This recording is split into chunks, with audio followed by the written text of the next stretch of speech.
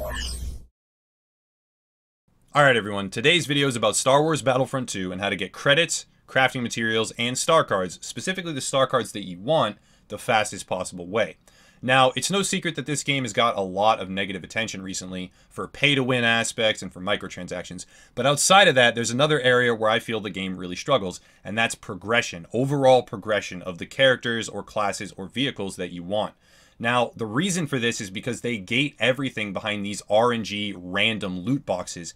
And that is, you know, I do need to say this, it's a little bit harsh, but this is the worst progression system I have ever seen in a video game. It is that bad.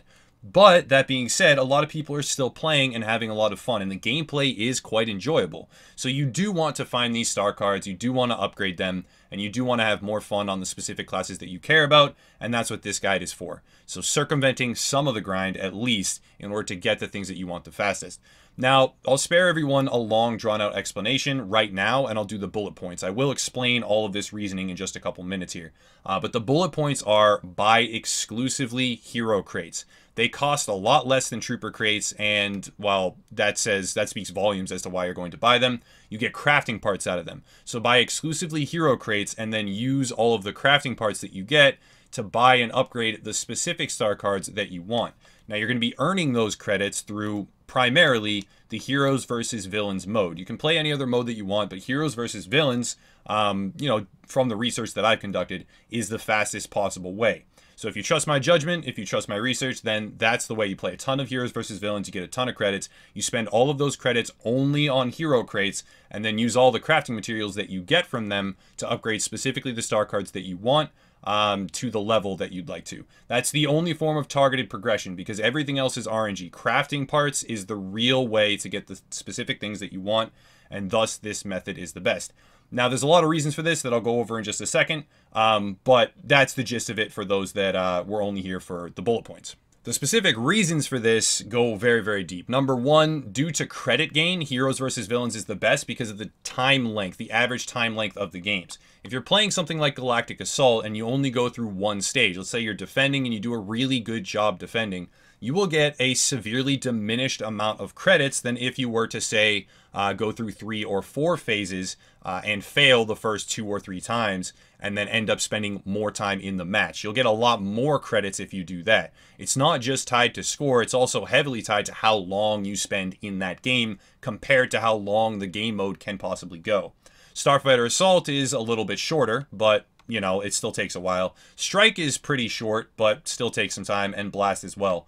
Heroes versus Villains is the shortest one, though, and you get, like, really high scores, and you get a lot of credits from this.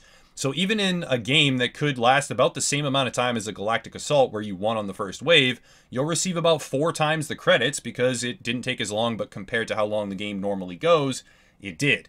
So anyway, short version, heroes versus villains because of average time length of the game, and because, you know, average score, there's less people, but you can reliably get some kills at least, you know, a portion of the time. Even if you're a bad player, you'll still get more credits in this mode than any other. So that's the fastest way, number one, to earn the credits that you'll be spending on crates. Now talking about the crates themselves, there's the Trooper crate for 4,000 credits, there's the Starfighter crate for 2,400, and there's the Hero crate for 2,200.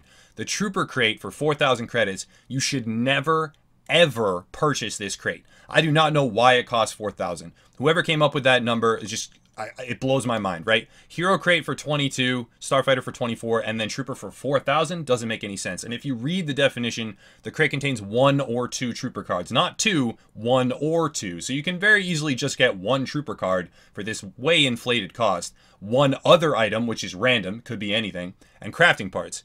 And then the Hero crate is 1 or 2 hero cards, so it could be just 1 other item, again, could be anything, could be a Trooper card for recon or heavy, or a Starfighter card, whatever, it's 1 other item, and crafting parts. And the crafting parts that you get here are equal to, or more than, most of the time, in my experience, the crafting components that you get from Trooper crates. So for just over half the credit cost, you're getting the same or possibly more crafting components. And crafting components, like I've already said, are the only targeted form of progression where you can get the specific star card that you want. So buying a Trooper crate is essentially just throwing credits away. Hero crates are where you should be spending all of your credits. Another thing that needs to be said is that Trooper cards, crates themselves, when they give a duplicate, the duplicates are not worth crafting materials. I don't know if they're supposed to be or not, but right now duplicates are only worth about 200 credits.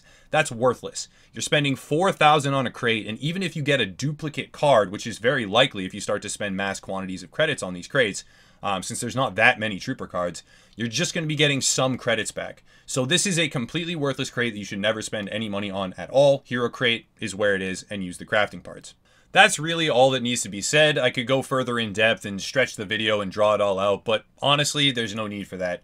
The bullet points, again, just to make sure everybody's aware, you're going to play heroes versus villains. You're going to take all the credits. You're going to buy only hero crates because all the other crates, I mean, potentially you could buy Starfighter crate if you really play Starfighter Assault all the time. Then yeah, you can spend those extra credits on the Starfighter crate, but really it's not going to help you that much because you're getting the same amount of credits, or crafting components, I should say, and you're spending more credits, and you're not even going to get those back barely, even if you get duplicates. So you really shouldn't be buying Starfighter crates. Only hero crates unless you pretty much only play as a Starfighter.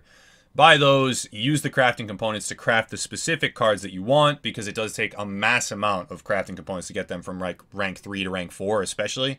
And then do that for the specific classes that you want. It's going to be slow. I'm not going to front. It's a very slow process. This game is so heavy on the grinding that even a method like this, even, you know, glitching to a higher score, I've seen some videos surface about that, isn't really going to help you all that much. If you enjoy the game, though, and you do want to, over time, work up to the things that you'd like, the specific cards or abilities that you desire, and then upgrade them fully over time, it's going to take a while, then this is the method for you to cut down on that whenever you have a spare hour or two and are down for a grind and down for repetition.